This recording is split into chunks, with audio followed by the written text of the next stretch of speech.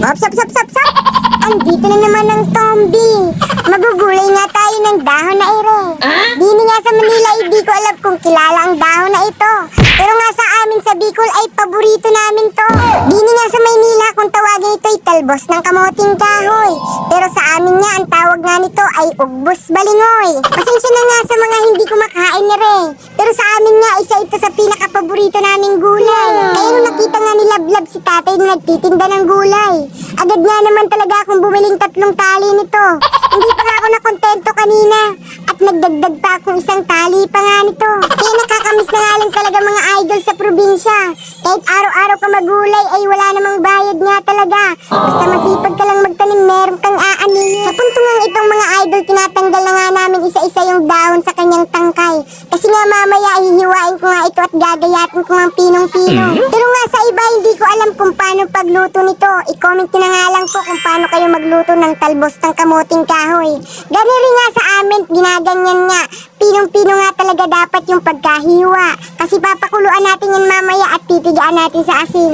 Ang luto nga lang talaga nito mga idol ay ginataan. Tapos sasahugan nga natin siya ng hipon. Bumili nga ako kanina ng hipon dito sa Talipapa. At si Bayot ngayon bumili nga rin ng 2 pirasong tinapa. Kaya mamaya isasahog din natin yung tinapa. Para nga talaga yung lasang-lasa. Pagkatapos ko nga linisan yung hipon mga idol, bumili na nga rin ako ng gata. Ayan, gata, 2 gata, 50 isa 100. Ayan. So, kailangan mas maraming gata. Sa pang binibili natin to. Nakita natin to. Akin yan? So, ito, tubo ng nyog, masarap to. Hiningi ko para makatikim tayo. Sa tagal-tagal, makakatikim tayo ng tubo. Wow! Sabi, sarap. Ako na. Sarap. Pakuluan na natin ito. Dini nga mga idol ay papakuluan ko na nga itong talbos ng kamoting kahoy. Sa amin nga kasi yung pagluto nito ay talagang pinapakuluan nga talaga. Yun nga kasi ang turo sa amin ng aming lola. Kailangan mo tong pakuluan at mamaya pipigaan mo nga sa asin. Para nga naman daw yung lagkit nga nito o yung parang dagta ay mawala. Sabi kasi ng matatanda sa amin sa probinsya ay yung dagta nga talaga dito ay kailangan mo nga talagang tanggalin. Dahil nga ito ay may kakaibang lasa at medyo nga daw mapait at may pagkapakla. Ito nga mga idol yung binili nating hipon kanina at pinakuluan ko na nga lang talaga. Kasi nga yung isang kaibigan natin ay bawal nga sa hipon. Kaya ilalagay natin yung hipon mga idol pagluto na nga itong gulay natin. Pagtatabihan nga muna natin yung ating kaibigan na bawal nga sa hipon. Habang kumukulo na nga yung tubig at yung gulay na halo-halo ko nga po ng bahagya. Kumulo na nga po siya ng sobra mga idol kaya pinatay ko na nga yung apoy. Dito nga mga idol ay tinatanggal ko na nga siya sa mainit niya na tubig dahil mamaya-maya nga pag lumamig ito pwede na nga nating pigain. Pipigain na natin yan. Init.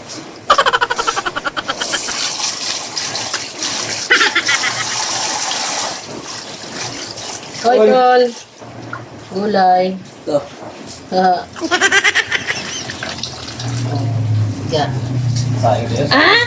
Sige, tol. Sa punto nga ito mga idol, kailangan mo nga munang manggigil. Kahit mga ilang minuto lang kasi kailangan talaga ng lakas nito.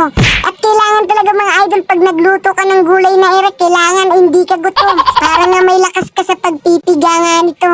Tapos ko nga mga idol, pigaan nga yung gulay, nilagay ko na nga rin itong pangalawang piga ng gata. Ko na nga mga idol yung mga pampalasa nating ricado tulad nga ng sibuyas at bawang. Pag kumulo na nga mga idol yung gata o kahit hindi pa nga kumukulo yung gata, pwede mo na nga mga idol ilagay itong gulay sa ating nga nakasalang na pangalawang piga ng gata. Ayan mga idol, nilagay ko na nga ng dahan-dahan dyan yung gulay na pinakuluan natin at piniga nga natin sa asin. Dito nga sa medyo mainit-init na nga na gata. Kaway-kaway nga pala mga idol sa aking mga kababayang mga Bicolano nga mga idol na kumakain nga ng ganiring gulay nga. Alam ko po ang pinakaunang nakakamiss ng ganiring gulay ay yung mga nasa ibang bansa. Tuloy nga natin ito mga idol, papakuluan hanggang nga sa kumunti na nga lang yung gata. Para nga mamaya mailagay na nga natin yung unang piga ng gata. Ayan na. Maglagay tayo ng tinapa. Wow! Nilagay ko na nga rin mga idol yung maayos na tinapa. Para nga talaga itong gulay nating niluluto ay masarap at talagang malasang lasa. Pagkalipas nga mga idol ng ilang minuto, nilagay ko na nga itong unang gata. 2 nyug na mga idol ang ginamit ko rito sa niluluto nating gulay. Masarap kasi mga idol yung medyo maraming gata. Yung tipo bang parang nagmamantika. Balak nga talaga mga idol, sanay 10 nyug nga talaga yung gagamitin ko dito. Uy, huwag naman sanang ganun, Tombi. Baka naman talaga hindi na natin mapakinabangan yung gulay na ire. Uy ka naman doon. 2 nyug lang talaga, yun lang talaga ang tama.